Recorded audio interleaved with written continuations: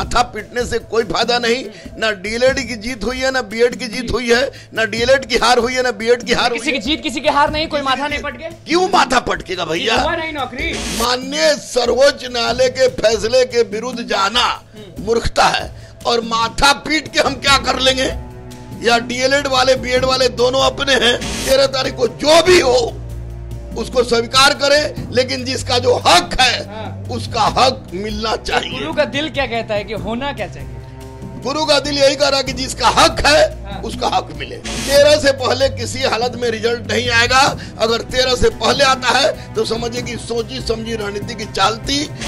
BEd वाले को छांट दिया जाता है तो वैसी परिस्थिति में दिसंबर में परीक्षा हो रही है। जिस तरह से 1 to 5 में डीएड वालों ने कबाड़ दिया, उसी तरह 6 to 8 में हम बीएड वालों को कबरवा देंगे। पक्का पक्का। नमस्कार, मैं हूं निकुल तिवारी और आप लाइव सीरीज देख रहे थे। हमारे साथ गुरु रहमान मौजूद हैं, दरोगा गुरु रहमान। कल आपने कहा था कि सुप्रीम कोर्ट जो भी डिसीजन लेगी, जिसका जो हक होगा वो मिलेगा। 13 को मेन सुनवाई है। बिहार सरकार ने जो किया था वो वापस ले लिया, अब होगा क्या? देखिए, मैं स्पष्ट रूप से बता दूं कि बिहार सरकार ने वापस लिया है, इसलिए लिया है, वापस लिया है क्योंकि ये सुप्रीम कोर्ट का फैसला था। और सुप्रीम कोर्ट ने अपने फैसले पर, सुप्रीम कोर्ट को फैसले पर पुनर्विचार के लिए बाध्य किसी के औकात नहीं करने का। तो ऐसी परिस्थिति में बिहार सरकार ने देखा कि हमारे एसएलपी पर किसी तरह की सुनवाई नहीं होगी, तो वैसी परिस्थिति में बिहार सरकार ने अपना एसएलपी वापस ले लिया है। और 13 तारीख को जो मुन सुनवाई है उस पर फिर से मैं कह रहा हूं कि सुप्रीम कोर्ट के यह पूरी तरह से पुनर्विचार पर निर्भर करता है कि सुप्रीम कोर्ट इस पर किस तरह का पुनर्विचार करता है। तो इस पर ज्यादा माथा पीटने से कोई फायदा नहीं। ना डीएलएड की जीत हुई है, ना बीएड की जीत हुई है, ना डीएलएड की हार हुई है, ना बीएड की हार हुई है। किसी की जीत किसी की हार नहीं, कोई माथा नहीं पटके। क्यों माथा पटकेगा भैया? हुआ नहीं नौकरी, हुआ नहीं तो डीएलएड वाले तो निश्चित है कि एंड 1 to 5 में जाएंगे।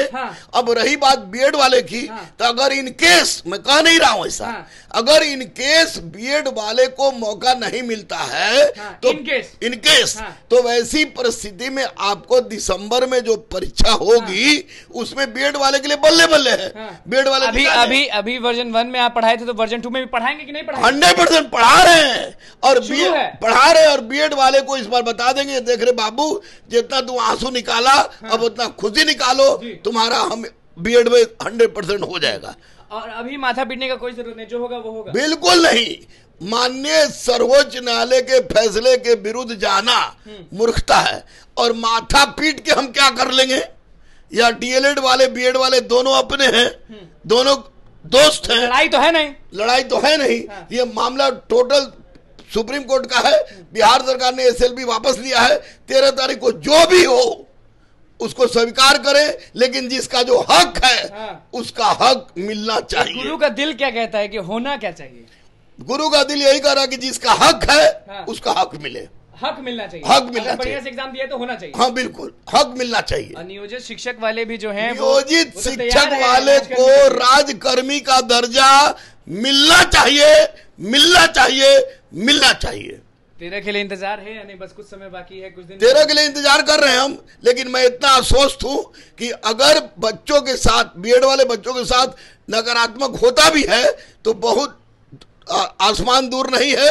दिसंबर में उनका हो रहा परीक्षा, उसमें जम के बहाली है, वो निकाल लेंगे। हल्ला होने लगा कि बीपीएससी शिक्षक भर्ती परीक्षा का रिजल्ट आने वाला है, रिजल्ट आने वाला है। तो 13 से पहले ही क्या आ जाएगा? 13 से पहले किसी हालत में रिजल्ट नहीं आएगा। अगर 13 से पहले आता है तो समझिए कि सोची समझी रणनीति की चालती। लेकिन 13 के बाद ही रिजल्ट आएगा।